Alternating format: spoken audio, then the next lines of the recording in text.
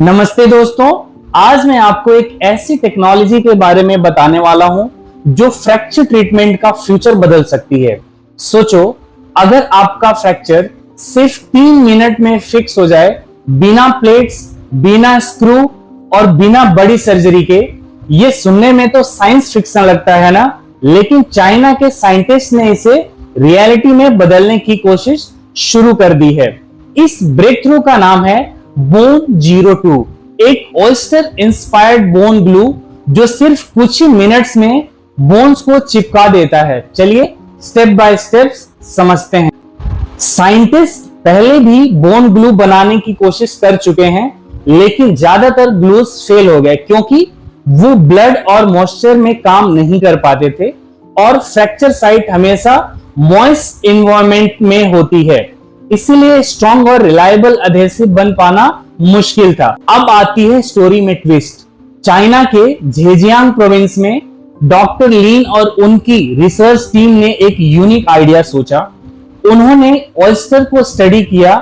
Oyster अपने shell को under water rocks पर स्टिक कर देते हैं, चाहे पानी मूव कर रहा हो, चाहे सरफेस वेट हो, उनका बॉन्ड स्ट्रॉन्ग रहता है। यही उनका इंस्पिरेशन बना Bone02 के लिए। Bone02 एक बायो अधेसिव ग्लू है जो डायरेक्टली फ्रैक्चर के साइट पर इंजेक्ट किया जाता है। ये ग्लू ब्लड और मॉइस्चर के प्रेजेंस में भी बॉन्ड बनाता है। सिर्फ 2-3 मिनट में फ्रैक्चर को स्टेबलाइज कर देता है। सबसे बड़ी बात, ये ग्लू बायो एब्जॉर्बेबल है, मतलब धीरे धीरे बॉडी में डिजोल्व हो जाता है। आपको बाद में कोई हार्डवेयर निकालने की सर्जरी नहीं करनी पड़ती। अब आते हैं रिजल्ट्स पर।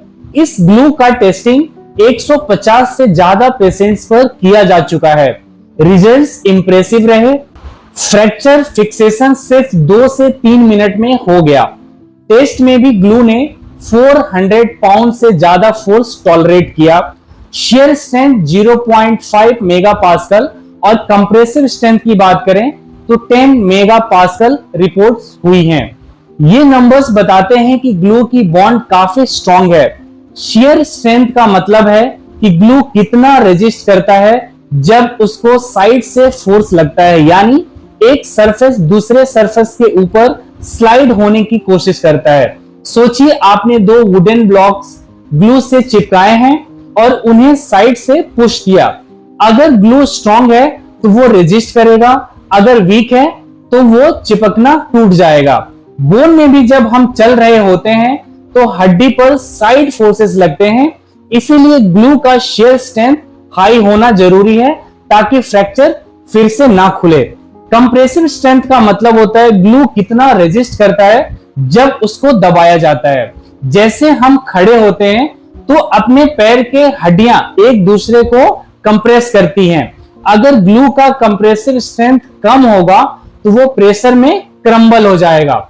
चाइना के रिसर्चर्स ने जो बोन ग्लू बनाया है, उन्होंने इंश्योर किया है कि इसकी शियर स्ट्रेंथ और कंप्रेसिव स्ट्रेंथ नेचुरल बोन के बराबर हो। मतलब जब ग्लू हड्डी को चिपकता है तो वो इतना ही स्ट्रांग होता है जितना आपकी खुद के बोन।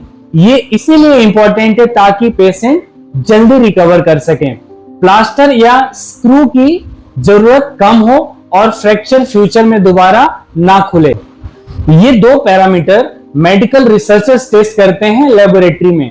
वो ग्लू लगाने के बाद प्रेशर और शियर फोर्स अप्लाई करते हैं और चेक करते हैं कि ग्लू कितना लोड टॉलरेट करता है। जब रिजल्ट नेचुरल बोन के बराबर आता है तभी उनको ह्यूमन ट्रायल के लिए अप्रूव किया जाता है।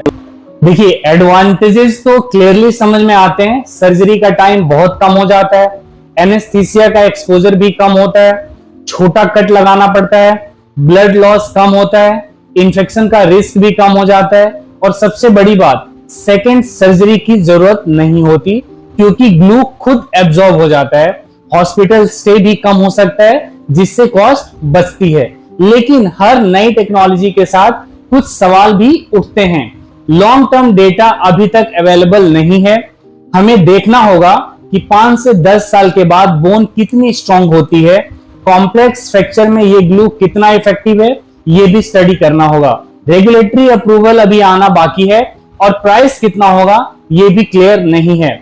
अगर ये टेक्नोलॉजी ग्लोबल लेवल पर एडॉप्ट होती है तो सोचिए कितनी लाइफ चेंजिंग हो सकती है। इमरजेंसी मेडिसिन में डॉक्टर्स को क्विकली फ्रैक्चर ट्रीट करने में हेल्प करेगी। बैटलफील्ड या रिमोट एरिया में जहां सर्जिकल सेटअप अवेलेबल नहीं होता वहां भी फ्रैक्चर फिक्स कर पाएंगे।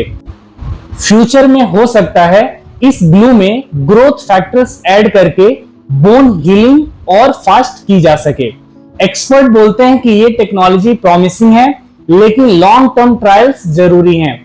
अगर ग्लू फेल होता है तो रीऑपरेशन का क्या प्रोसेस होगा ये भी समझना होगा, और मेजर लोड बेयरिंग बोन्स जैसे फीमर और स्पाइन में इसका परफॉर्मेंस कैसा होगा वो भी टेस्ट करना होगा। तो दोस्तों, बोन जीरो 2 एक गेम चेंजर बन सकता है फ्रैक्चर ट्रीटमेंट में, इंस्पायर्ड बाय ओयस्टर। ये टेक्नोलॉजी फ्रैक्चर्स को मिनट में हील कर सकती है। अभी टेस्टिंग फेज में है, लेकिन फ्यूचर ब्राइट लग रहा है। आपको क्या लगता है? अगर आपको अपनी राय देनी हो तो आप मेटल प्लेट्स को प्रीफर करोगे या ग्लू प्रोसेस को?